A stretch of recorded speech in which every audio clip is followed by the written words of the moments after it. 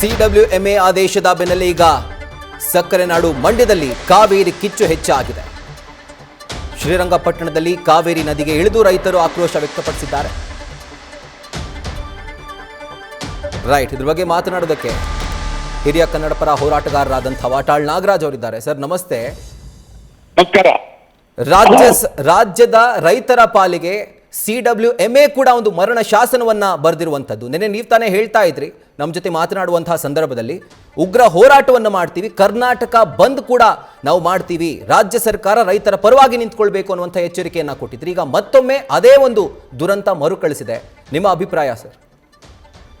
ಇದು ಇವತ್ತು ನಮ್ಮ ರಾಜ್ಯ ಬಹಳ ನೋವಿನಲ್ಲಿದ್ದೇವೆ, ಬಹಳ ಗಂಭೀರವಾಗಿ ಚಿಂತನೆ ಮಾಡಬೇಕಾಗಿದೆ. ಈ ವಿತರಣಾ ಸಮಿತಿ ಏನಿದೆ ಅದನ್ನ ನಾವು ಯಾವುದೇ ಕಾರಣಕ್ಕೂ ಸಮಿತಿನೇ ಒಪ್ಪಬಾರ್ದು, ಸಮಿತಿನೇ ಬೇಡ ನಮಗೆ. ಅವ್ರ್ಯಾರು ನಮ್ಮ ನೀರನ್ನ ಹಂಚೋದಕ್ಕೆ ಅವ್ರ್ಯಾರು, ನಮ್ಮ ಜಲಾಶಯದ ನೀರು ಹಂಚೋದಕ್ಕೆ ಅವ್ರ್ಯಾರು ಅವ್ರು ನನ್ಗೆ ಅರ್ಥ ಆಗಲಿಲ್ಲ. ನಮ್ಮ ನೀರಿಲ್ಲ ಅಂತೇಳಿ ನಮ್ಮವ್ರು ವಾದ ಮಾಡಿದ್ರು ನೀರು ಬಿಡಿ ಅಂದ್ರೆ ಯಾರು ಪರ ಇದ್ದಾರೆ ಇವರು? ಈ ಬಗ್ಗೆ ನಾವು ಭದ್ರವಾಗಿ ನಿಲ್ಬೇಕಾಗಿದೆ. ಯಾವುದೇ ಕಾರಣಕ್ಕೂ ನೀರು ಬಿಡೋ ಪ್ರಶ್ನೆ ಇಲ್ವೇ ಇಲ್ಲ. ಡಿ.ಕೆ. ಶಿವಕುಮಾರ್ ಅವ್ರಿಗೆ ಹೇಳ್ತೀನಿ, ಭದ್ರವಾಗಿ ನಿಲ್ಬೇಕೀಗ. ಇಡೀ ರಾಜ್ಯದ ಪರವಾಗಿ, ಕನ್ನಡಿಗರ ಪರವಾಗಿ, ರೈತರ ಪರವಾಗಿ ಭದ್ರವಾಗಿ ನಿಲ್ಬೇಕಾದಂತ ಪರಿಸ್ಥಿತಿ ಅನಿವಾರ್ಯ, ನಿಲ್ಲೇಬೇಕು. ನಾಳೆ ನಾವು ಕನ್ನಡ ಪರ ಸಂಘಟನೆಗಳು ಸೇರ್ತಾ ಇದ್ದೇವೆ. ನಾಳೆ ಒಂದು ಗಂಭೀರವಾಗಿ ತೀರ್ಮಾನ ತೆಗೆದುಕೊಳ್ತೇವೆ. ಮುಂದಿನ ದಿನಗಳಲ್ಲಿ ಹೋರಾಟ ಭಾರಿಯಾಗಿ ಮಾಡ್ತೇವೆ. ಸರ್, ಈಗ ಹಿಂದಿನ ವರ್ಷಗಳಲ್ಲೂ ಕೂಡ ಸಿಡಬ್ಲ್ಯೂಎಂಎ ಆದೇಶಗಳನ್ನ, ಸಿಡಬ್ಲ್ಯೂಆರ್ಸಿ ಆದೇಶವನ್ನು ನೋಡಿದಂತಹ ಸಂದರ್ಭದಲ್ಲಿ ಕರ್ನಾಟಕಕ್ಕೆ ಸಿಹಿ ಕೊಟ್ಟಿರೋದು ತುಂಬಾ ವಿರಳ. ತಮಿಳುನಾಡಿನ ಪರವಾಗಿನೇ ಈ ಆದೇಶಗಳು ಅನೇಕ ವರ್ಷಗಳಿಂದ ನಡ್ಕೊಳ್ತಾ ಬಂದಿರುವಂಥದ್ದು ಅಥವಾ ನೀಡ್ತಾ ಬಂದಿರುವಂಥದ್ದು. ಇದು ನೋಡ್ತಾ ಇದ್ರೆ ಇವರು ತಮಿಳುನಾಡು ಏಜೆಂಟರಾಗಿದ್ದಾರೆ, ತಮಿಳುನಾಡಿನ ಪಕ್ಷಪಾತಿ ಆಗಿದ್ದಾರೆ, ತಮಿಳುನಾಡಿಗೆ ಬೇಕಾದವರಾಗಿದ್ದಾರೆ. ಯಾವ ಕಾರಣಕ್ಕೂ ನೀರು ಬಿಡಲ್ಲ. ಅದು ಯಾರು ಬರ್ತಾರೆ ನೋಡೋಣ. KRS ಬಂದು ನೀರು ಬಿಡಿಸ್ತಕ್ಕಂತ ಶಕ್ತಿ ಯಾರಿಗಿದೆ ನೋಡೋಣ, ಯಾವ ಗಂಡಸ್ಗಿದೆ ನೋಡೋಣ, ನೋಡಿ ಬೇಡ. ಈಗ ಸರ್, ರಾಜ್ಯ ಸರ್ಕಾರ ಸುಪ್ರೀಂ ಕೋರ್ಟ್ ಮೊರೆ ಹೋಗಿದೆ. ಸಿಡಬ್ಲ್ಯೂಎಂಎ ಆದೇಶದ ವಿರುದ್ಧ ಮೇಲ್ಮನವಿ ಸಲ್ಲಿಕೆ ಮಾಡಬೇಕು ಅಂತ ಸಿದ್ಧತೆಯನ್ನ ಮಾಡ್ಕೊಂಡಿದೆ. ಸೊ ಅಲ್ಲಿ ರಾಜ್ಯ ಸರ್ಕಾರಕ್ಕೆ ನೀವು ಯಾವ ರೀತಿಯಾದಂತಹ ಕಿವಿ ಮಾತನ್ನ ಹೇಳ್ತೀರಿ? ರಾಜ್ಯ ಸರ್ಕಾರದವರು ಏನೇನ್ ಮಾಡ್ಬೇಕು ಅದೆಲ್ಲ ಮಾಡ್ಲಿ ಭದ್ರವಾಗಿ. ಮತ್ತು ನಮ್ಮ ಪಾರ್ಲಿಮೆಂಟ್ ಮೆಂಬರ್ಗಳು ಅವ್ರ ಮಾನ ಮರ್ಯಾದೆ ಗೌರವ ಇದ್ರೆ ಪಾರ್ಲಿಮೆಂಟ್ ನಡೀತಾ ಇದೆ, ಎಲ್ಲರೂ ಒಕ್ಕೊರಳಾಗಿ ಧರಣ ಮಾಡಿ, ಸಭಾತ್ಯಾಗ ಮಾಡಿ, ಪ್ರಧಾನಿ ಮನೆಗೆ ಸಲ್ಲಿಸಿ ತೀವ್ರ ನೀವಿದ್ರೆ, ಕರ್ನಾಟಕದ ಸದಸ್ಯರಾಗಿದ್ರೆ, ಕನ್ನಡಿಗರಾಗಿದ್ರೆ, ಪಾರ್ಲಿಮೆಂಟ್ ಸದಸ್ಯರು ಕೂಡಲೇ ಈ ಕೆಲಸ ನೀವು ಮಾಡಲೇಬೇಕು. ಒಂದು ದಶಕದ ಹಿಂದೆ ಜಯಲಲಿತಾ ಅವರು ಮುಖ್ಯಮಂತ್ರಿ ಆಗಿದ್ದಂತಹ ಸಂದರ್ಭದಲ್ಲಿ ಇದೇ ರೀತಿಯಾದಂತಹ ಒಂದು ಬಿಕ್ಕಟ್ಟು ಉಂಟಾಗಿತ್ತು. ಆಗ್ಲೂ ಕೂಡ ಒಂದು ಬಲವಾದಂತಹ ಹೋರಾಟವನ್ನ ಕನ್ನಡ ಪರ ಸಂಘಟನೆಗಳು ಮಾಡಿದ್ವು. ಸೊ ಆ ಪರಿಸ್ಥಿತಿ ಏನಾದ್ರೂ ಮರುಕಳಿಸುತ್ತಾ ಅಂತ, ಆ ದೊಡ್ಡ ಮಟ್ಟದ ಕಿಚ್ಚು ಬರ್ಬೋದು. ಅದೇ ಭಾರಿ ಜೋರಾಗಿ ಮಾಡಿದೀವಿ, ಆವಾಗ ತೀವ್ರವಾಗಿ ಮಾಡಿದೀವಿ. ಬರ್ಬೋದು, ಬರ್ಲಿ, ನಾವೆಲ್ಲಕ್ಕೂ ತಯಾರಾಗಿದ್ದೀವಿ. ನೋಡೋಣ ಏನ್ ಮಾಡಕ್ಕಾಗತ್ತೆ. ಇವರು ಅಷ್ಟು ಸುಲಭವಾಗಿ ಕರ್ನಾಟಕ ಸರ್ಕಾರ ಬಿಡ್ಲಾರರು. ಡಿ.ಕೆ. ಶಿವಕುಮಾರ್ ಸುಲಭವಾಗಿ ಕಷ್ಟ ಇದೆ ಬಿಡೋದು. ಬಿಟ್ರಂತೂ ರಾಜ್ಯ ಬೆಂಕಿ ಬೀಳುತ್ತಷ್ಟೇ, ಬೆಂಕಿ ಕ್ರಾಂತಿ ಆಗುತ್ತೆ. ಸೊ ಕನ್ನಡ ಪರ ಸಂಘಟನೆಗಳ ಹೋರಾಟ ಮುಂದಿನ ದಿನಗಳಲ್ಲಿ ಈ ಒಂದು ಆದೇಶದ ವಿರುದ್ಧ ಯಾವ ರೀತಿಯಾಗಿರುತ್ತೆ ಸರ್? ಇದು ಈ ಪ್ಲಾನ್ ಮಾಡಿ ಹೇಳಕ್ಕಾಗಲ್ಲ. ಅದನ್ನ ಆಯಾ ಹಂತಕ್ಕೆ ಯಾವ ರೀತಿ ತಲುಪುತ್ತೆ ಇದು ತೀವ್ರವಾಗಿ ಮಾಡ್ತೀವಿ. ಒಟ್ಟಿನಲ್ಲಿ ತೀವ್ರವಾದಂತಹ ಹೋರಾಟ ಅಂತೂ ಇದ್ದೇ ಇರುತ್ತೆ, ಅನಿವಾರ್ಯ ಮಾಡಬೇಕು.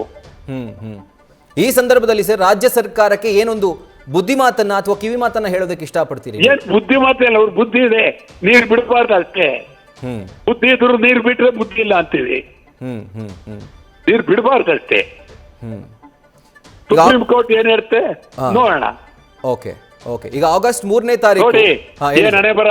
ನಮ್ ಜಲಾಶಯ ನಮ್ದಿದು, ನಮ್ ನೀರು ಬಿಟ್ಬಿಡಿದ್ವಿ ಅಂತ ಅವ್ರ ಹತ್ರಕ್ಕೆ ಹೋಗಿ ಕೈ ಮುಗಿಯದ ಪರಿಸ್ಥಿತಿ ಬಂದ್ಬಿಡ್ತು ನಮಗೀಗ.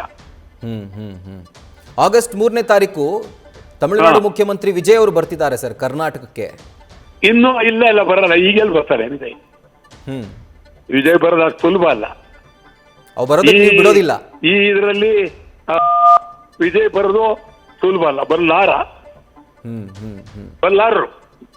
ಅಂದ್ರೆ ಅವ್ರು ಹೇಳುವಂಥದ್ದು ಒಂದು ಸೌಹಾರ್ದಯುತವಾಗಿ ಮಾತನಾಡಿ ಇದಕ್ಕೆ ಒಂದು ತಾತ್ಕಾಲಿಕ ಅಲ್ಲ ಪರ್ಮನೆಂಟ್ ಸೊಲ್ಯೂಷನ್ ಕೊಡಬೇಕು ಅಂತ, ಆ ನಿಟ್ಟಿನಲ್ಲಿ ಅವ್ರು ಬರ್ತಿದ್ದಾರೆ.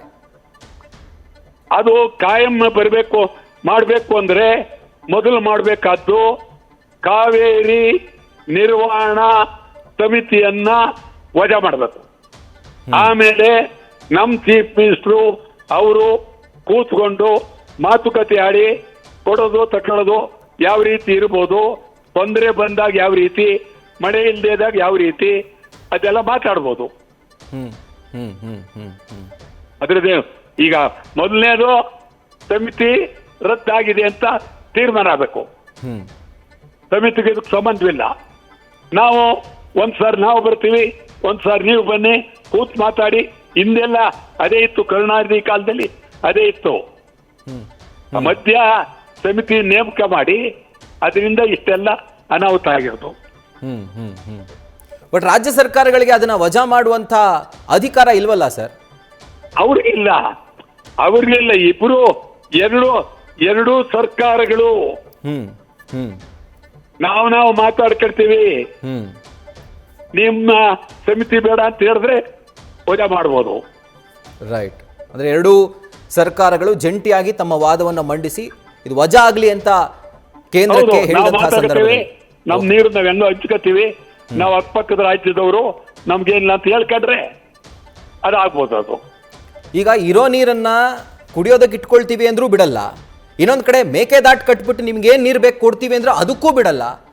ತಮಿಳುನಾಡಿನ ಒಂದು ಯೋಚನಾ ಶೈಲಿ ಏನಂತಾನೆ ಅರ್ಥ ಆಗ್ತಿಲ್ವಲ್ಲ. ಏನಾಗಿದೆ ಅಂದ್ರೆ ತಮಿಳುನಾಡಿಗಿಂತ ಜೋರಾಗಿ ಈ ಸಮಿತಿಯವರಾಗಿದ್ದಾರೆ. ಇವರೇ ಜೋರಾಗಿ ರಂಗ್ ಕಾಡ್ತಾರೆ ನೋಡಿದ್ರೆ. ಅತಿ ಆಯ್ತು. ರೈಟ್ ಸರ್, ಬಹಳ ಅತಿ ಆಯ್ತು. Right sir, thank you so much. ಅತಿ ಆಯ್ತು. Thank you so much sir, news first ಜೊತೆ ಮಾತಾಡಿದ್ದಕ್ಕೆ. ನ್ಯೂಸ್ ಫಸ್ಟ್ ನಿರ್ಭೀತಿಯಿಂದ ನಿಮ್ಮ ಪರವಾಗಿ.